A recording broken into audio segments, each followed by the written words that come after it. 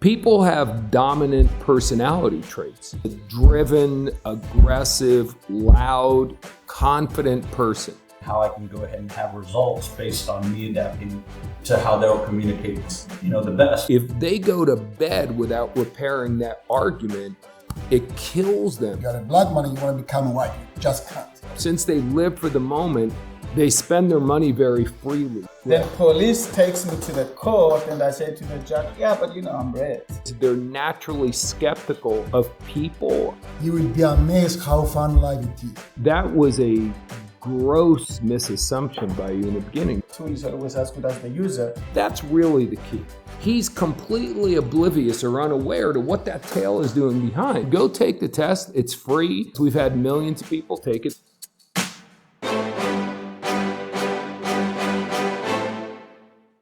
Welcome to the Four Pillars today. We're going to cover a subject that is absolutely core to what we do here at our company, and it's personality profiling. So we'll start off by just saying, obviously, we didn't invent personality profiling. It's been around a long time. The DISC test, the Myers-Briggs test, the Enneagram, there's all these different versions of it, and everyone seems to claim theirs is the best, or some people act like they created it. The truth is, it comes from ancient Greece, from a physician named Hippocrates, who found out there's 4 basic personality traits. And he did that by studying people and the amount of different kinds of fluids they had in their brain. I made the mistake of reading his book, and I got through about 12 pages of it. It was just way too cerebral for me, which proves to you that in our universe, I am definitely not a green, because it was just too much details.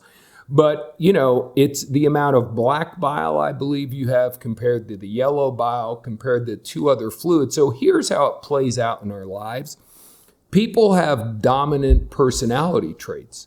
So when we are communicating with people, because everything boils down to our ability to communicate with other people, most people communicate in their personality style. So when we're taught this with Myers-Briggs or whatever we're taught, it usually comes in a corporation and they bring it in, and it's like a self-discovery thing. Like, okay, I am a red, or I am a driver, I'm a whatever. And now I understand more about myself, and certainly it's good to do that. Socrates said an unexamined life is one that's not worth living. We have a program called Breakthrough, where all we do for 5 days is examine your life. So that's a good thing to do. But I did this for years until I realized that's not the big learning. Mm-hmm. The big learning here is the other groups and how we interact with them. So for example, let me give you the 4 basic groups. And again, I know some of you heard this, or some of you, not yous. That sounded like I'm from New Jersey originally, so I almost went back to yous guys. So there's 4 basics. So the first one is a red. A red is a driven, aggressive, loud, confident person. Somebody that absolutely wants to win, a lot of times wants to win at all costs. They are really focused on success. They want to have the most success. They want to buy the most expensive things. If there's a leaderboard, they want to be at the top of it. They're very competitive, so on and so forth. They're very self-centered. They love to be the center of their universe. They want all of the attention. Sometimes they can be rather rude to people and, dismissive of people. So there's lots of good things, but there's lots of bad things. But their natural tendency is to be the center of attention, to be a natural born leader. Then the second group we have are the yellows. Now, in a lot of ways, the yellows are opposite of the reds. Mm-hmm. The yellows are caring, loving, compassionate people. Their focus is on relationships, on family. They want everyone to get along. So like with a red, they could have an argument with someone and not talk to them for 5 years. With a yellow, if they go to bed without repairing that argument, it kills them. So they're natural born peacemakers. Not only do yellows want to make sure that you and I are okay, but if you two are having a fight, well, I got to fix that before I go to bed as well. They just like everyone to be in harmony. They love animals. They love the environment. They're just wonderful, kind, loving people. Now, the problem with yellows is they can, in a leadership role, they have a tendency to buy people's reasons and excuses. They become overly sympathetic. They get caught in things that are maybe not the most productive things. So they have a tendency to get off track. In business, they'll spend all day being a therapist, helping someone through a personal problem instead of staying on task and doing the work that they have to do. Yellows can be very gullible for sure. They fall for things easily because, again, they trust people, which is a good thing. But unfortunately, the world is filled with good people and bad people. So a lot of times yellows are taken advantage of by bad people, which is obviously not ideal. So again, wonderful people, great strengths, but again, a lot of weaknesses. Then we go on to the blues. I'm surrounded by blues here. So blues are the spontaneous, let's live for the moment, let's have a blast, let's have an adventure. I just want to have a great time. Again, they're very people-oriented. They're extroverts. They like being around people. They love being outside in the sunshine. They love just having fun and being around fun people. So they're awesome, obviously. They have huge centers of influence. There's so many good things about them. They're optimistic. They're the most optimistic. So no matter what's going on, they believe tomorrow's going to be a good day. Then the bad side of being a blue, first of all, they're late for everything. Everything. Only kidding. They are forgetful. They're not good. The fortune is in the follow-up. The blues are the worst at follow-up. Since they live for the moment, they spend their money very freely. So they love to charge things on credit cards and then worry about paying for it later. They're very spontaneous, but a lot of times their spontaneous decisions lead to problems because they take action before they think through the consequences. So again, lots of positives, lots of negatives. And then last but not least, really kind of the opposite of the green. So just like the yellows and reds have a lot of opposites, so do the blues and greens. And the greens are the very analytical people, the very logical people. Everything is scheduled. Nothing is spontaneous. They think everything out. They get all the facts. They, when they have a plan of action, they execute that plan of action better than anybody else. They're the most well-read. They're the most intelligent people for sure. Problem with them is they have paralysis by overanalysis. A lot of times they just won't even take a first step of doing something till they know all the outcomes. And a lot of times we don't know all the outcomes.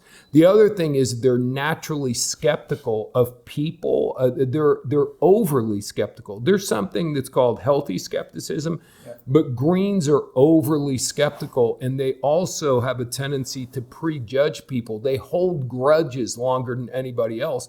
They don't understand that if you don't forgive somebody, it's like drinking poison and thinking it's going to hurt the other person. So they have a problem with that kind of stuff. So again, that's a quick run through of the 4 personalities, and you get a lot more details. You can go to markaceta.com and take the test first of all to find out which one you are. And then there is a very inexpensive product there called Living in Full Color, which gets into how you identify people into 4 basic personality groups. It also gets into, once you've identified how they are, how you change your communication, because that's really the key. So the reason why we do colors, by the way, instead of seasons of the year or animals or any of the other stuff, is we want to illustrate that the key to this is changing your color to the communication style of the person you're dealing with. So Monica's very blue. I'm very red. So most people, how many have heard it's my way or the highway? That's a lot of people's leadership style. So if I communicate, Monica's blue, but my oldest daughter's very yellow, opposite of reds in many ways. So when she was 2 or 3 years old, I realized that just the tone of my voice, because I'm loud. Our sound engineer told me, hey, you're too loud. Yeah. So reds are loud, man. So I understood at a very early age, I saw the way she was responding to my loud tone of voice. And yellows are much more soft-spoken. So instead of my way or the highway, or trying to force my daughter to accept my communication style, from now on, especially if I was upset with her and my natural emotional reaction was to yell, I would talk in a very soft tone of voice. And I've had a phenomenal relationship. One of the reasons why I think I've had a great relationship with both of my daughters and now my two stepsons is because I quickly identify their color, their personality, and I communicate with them in that style. So that's the big thing here. Can you change your color so that you're communicating with people? Because if you want to sell something to someone, they're going to buy from you if they like you and trust you. If you want someone to adopt your idea, if you want to recruit someone, if you want someone to go on a date with you, whatever the case might be, any communication where you're trying to get someone to go along with something you want to do, knowing their color is a big, big advantage. So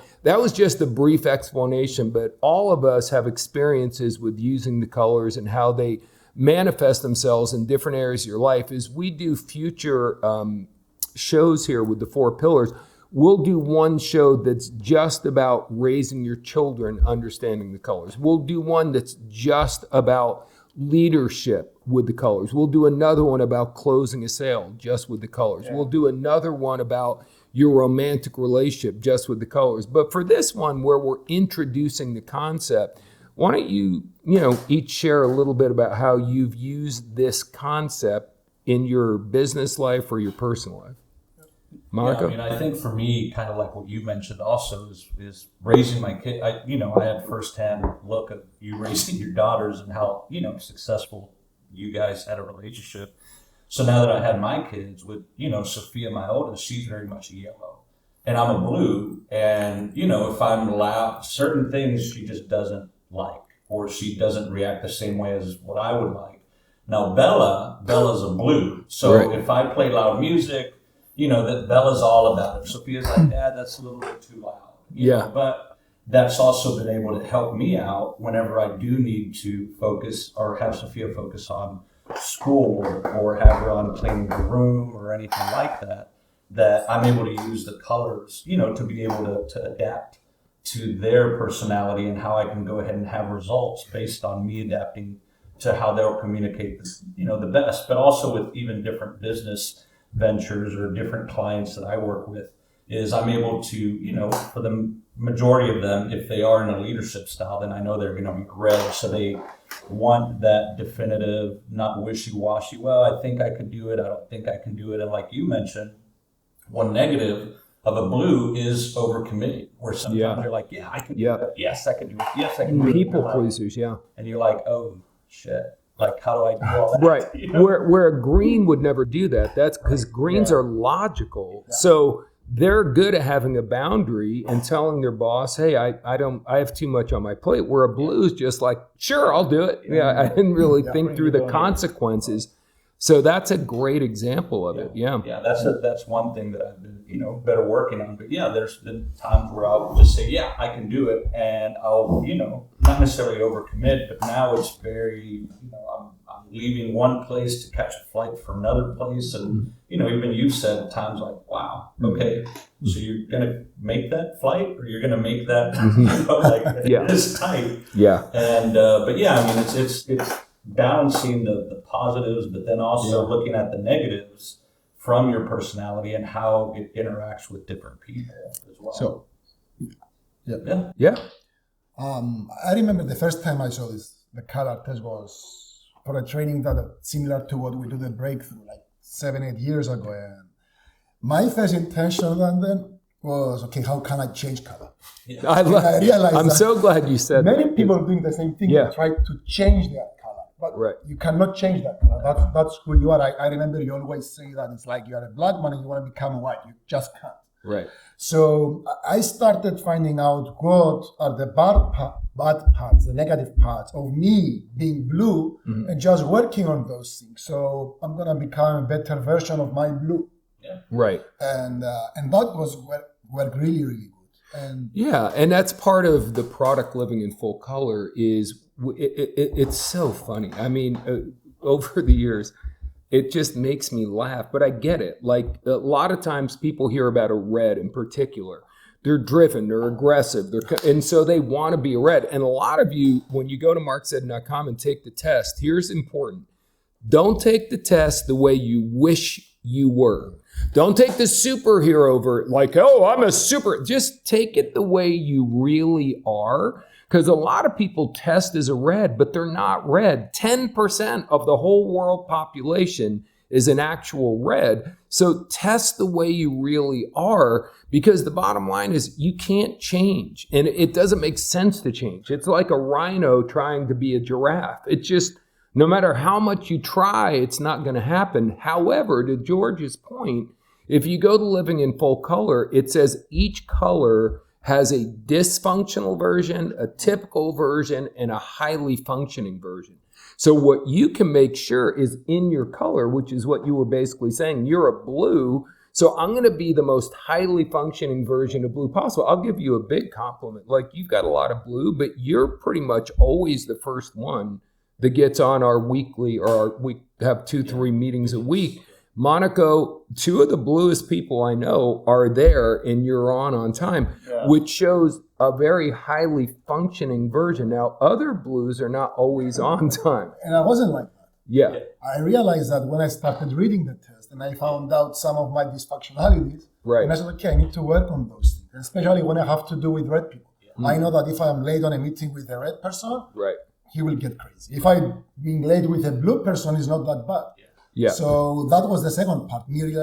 First part was me realizing myself, and then how to relate with other people and communicate with other people based on their colors. Well, when I first started, working in network marketing, I thought, okay, all the leaders are red. That means I've got to be red. So I came in and, hey guys, let's do this, let's do that. People were like, who are you to be telling us what to do? You just got started, and literally a lot of the people that had been working there, they just bye. That's it. Not until I started then building a team, being a more conscious blue, and building it that way, that I started attracting other blues and doing like, hey guys, just having a little bit more fun, but I want you to talk. I just gotta say this. That was a gross misassumption by you in the beginning, that all the successful people are red. That's such bullshit. Yeah. And I don't know how, only 10% of the world is a real red. So a lot of the guys, I look back at the venture we did together, we had over 100 people making $1 million. And a lot of them were not red. And most of them were not red. Their primary color was either blue or green or yellow. Now, there were some hardcore reds. Your natural first color is a red, but that was not the majority. But it's interesting that a lot of the non-reds assume that the reason why those other people were successful, and that's what I'm saying. So people go, oh, I want to change. And it's not about changing your color. It's about being the best version you can be. Yeah, in my opinion, the 4-color thing is just a tool. So you don't do the 4-color test to identify what personality you are. You can do that, but it's a tool, and the tool is always as good as the user of the tool. How can I use this tool? Can I use this tool in a wrong way? Yeah, I can give you an example. I remember when we did the test for the first time, that was over a decade ago. My wife was always late in everything. Mm-hmm. And after she did that test, she was telling me, yeah, but I'm blue. So you can use that tool as an excuse. Mm-hmm. I'm blue. It's like, somebody tells me something I don't like, I beat his ass, then police takes me to the court, and I say to the judge, yeah, but I'm red. No. So, but that's when I teach it live, always try to say, that's to me the only drawback is if you use it to justify your actions, which is what you're talking about. Yeah. So there are many ways you can use this tool. I have to tell you, the first way I used it was in sales. So when it comes on business, my favorite thing to do is to close a sale. That's my favorite thing. That's what I really love in business. So people are asking me which book was the one book that helped you most in sales? I said, I always mention two things. First one is living in full colors, because now I know how to communicate with a green. I know how to communicate with a blue. I know how to communicate with a hardcore red, with yellow. The second one was the book from Dale Carnegie, How to Influence and Influence People. But again, if you are hardcore red and you try to sell this coffee to somebody who's completely blue, and you cannot understand his needs, you cannot understand the language he speaks, which is totally different from your language. It's like you go fishing and you're asking yourself, hey, what's my favorite thing to eat? Strawberries. Okay, let me try to catch a fish with strawberries. Right. It's not going to work. Great analogy. So going back to colors, you have to see this as a tool. You don't do the colors to identify what you are, which is cool. You can do that. Right. But the main reason we are using colors and we are teaching colors is for you to be able to identify what he is, what she is, what he wants to hear, what she wants to hear, which using that as a tool, and I said it before, a tool is always as good as the user. It's going to help you do not only sales. I use it at the beginning for sales, but later on with my kids. It works with, and that's what I love about it. It works with everything. So when I first applied it, it was in business as well. We always say, if you want to build a big business, big sales team, you need to learn how to invite, present, close, train, and promote. Those are the 5 skills. So when I learned this, it's the only thing I ever learned that made me better at all 5. It made me a better inviter, a better presenter, a better closer, a better trainer, a better promoter. The analogy is, and I know some people don't like any kind of violence, but I'm going to use a gun analogy. So if you shoot a shotgun, if you don't know if you're a terrible shot, use a shotgun, because it sprays a bunch of pellets towards your target and you're going to hit something. That's how most people do a presentation. They just do a general presentation. Now, if you ever know what a sniper does, and I know that it upsets some people, but imagine being able to hit an exact tiny bullseye from a mile away. I mean, that is as precise as it gets. So for me, when I learned the colors, I went from someone who's just spraying pellets to a sniper, where I would find out exactly what the hot button was for my potential client, and I would hit that target. But to your part, you said earlier, like, if I'm with a red, I know it's going to piss him off, I'm late. That's the other thing. The best analogy I can use is, we just got a new Labrador Retriever, and I think all dogs have a tendency to wag their tail, but Labs, oh my God, when they're excited, that tail is like going out of control. And this cute little dog named John Dutton, if you know, you know, Dutton, when he wags that tail, because he's excited about what's in front of him, he's completely oblivious or unaware to what that tail is doing behind. So, you know, it's either whacking one of us, or it's knocking over a coffee or a vase or whatever. So that's a perfect analogy for, if you don't understand the other personalities, being late to a blue is no big deal. They're late for everything.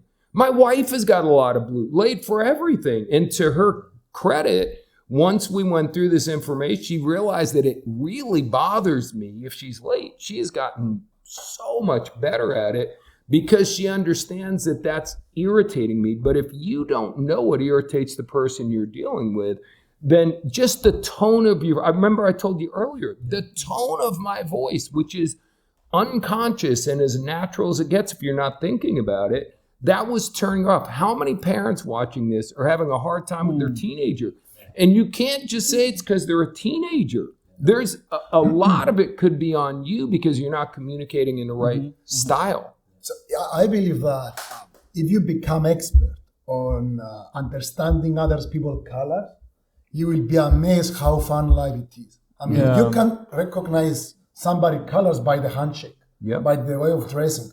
And then if you realize what color they are, you will be amazed how communication is so simple and how you can motivate or push people to do things. For me, it's crazy. I know my brother is super blue. If I want to ask him to do something with me, if I don't tell him that after that we go party or go drink, he will never come with me. If I just for a favor and I told him, let's go, can you go to the bank for me and then we can catch up to go for a drink? He will say yes. If I just telling him, can you go to the bank and deposit that money? He will say, yeah, you know. Yeah, but sometimes common sense is not so common. Yeah. You can't judge a book by the cover of the book, which means blues. They wear more fancy clothes, but I cannot say, okay, now he's wearing a Dolce & Gabbana hoodie. It's definitely a blue. Right. And I'm saying this because it happened to me. I remember I was in Melbourne. I went with a friend from Cyprus. Fidos, maybe he's watching this one day. And we were sitting in a cafeteria. And the guy came in for a presentation. The guy was a lawyer, was an attorney. And he came in with a very fancy clothes. It was after his job. Mm-hmm. And he sat on the table. And Fidos told me immediately, he's blue. And I told him maybe yes. So I did the presentation. When the presentation was over, Fidos started talking to him about parties instead of money and how we make money in the business. Yeah. And I'm like, what the hell are you doing? Let me finish my presentation. He goes, he doesn't care about money. He's 100% blue. Like, you just met the guy. You didn't ask him one question. Yeah. You cannot judge a book by the cover of the book. It's a whole 5, 10, 15 different characteristics that you got to see. Mm-hmm. And then you'll be able to have, because people see me, first impression, I'm blue, right? But my yellow is a little bit bigger and higher than blue. So, but for the blues, sometimes it does motivate them. Like the first time that I met, that I won a contest when I was doing for Marc, it was the prize was, hey, after the meeting on Saturday night, we're going down to Austin, 6th Street, limo, drinks, and you're gonna, hang out with Marc. So I was like, okay, I have free drinks, I'm in. Yeah, and that was one of my biggest money I had. People I've got. It works. What I'm saying is that don't judge because of one characteristic, because you see one. Yeah, that's why I said to become expert on understanding people. Yeah, and you can't watch this podcast or just go through an hour training and be an expert. It's like anything else. It requires studying. So to his point, like, first of all, I got to say this. We all have all 4 colors. So you have black bile and yellow bile. No one has no yellow bile. We all have a balance. Do I have green? You've got some green. When we need a banner, you become very green. That's my red. That's my red. But and all we all have all 4 things. And if you're a blue and you're a blue, just because blue is your highest color, there's some people that are much bluer than others, or more red than others. And then you get to the point where you may be blue and one's a highly functioning blue and one's a dysfunctional blue. So what it does is it gives you a competitive advantage. It's not the answer to everything, but I just think about this, like nowadays in sports, professional sports, everything's about analytics. You study, you watch tape. What does the competition you're playing have a tendency to do the majority of the time? So when they line up like this, the odds are 60% they're going to run this kind of a play. Well, that doesn't mean it's a guarantee they're going to run that play, but it gives us a competitive advantage that it's more likely they're going to do that. Some people just want this to be 100% all the time, and it isn't, but it definitely gives you an advantage. And that's what we're looking for, because when you're communicating, again, the more people like you and trust you, the more they're going to buy from you, the more they want to be in a relationship with you, the better children are going to be, the more attentive they're going to be to whatever you're trying to do. So again, it's a lot of information we're trying to unpack in a short period of time here, but this is the beginning of you understanding what we're doing with colors. So again, go take the test. It's free. We're selling nothing there. There's no funnel at all. We're not trying to get your data and do all that stuff. Just take the free test. We've had millions of people take it. The only thing you could possibly do is get Living in Full Color if you choose to. I would advise that, but if nothing else, go out and get more information about this, because if you do master it, it will change your life. That's it. We'll see you on our next edition of the 4 Pillars.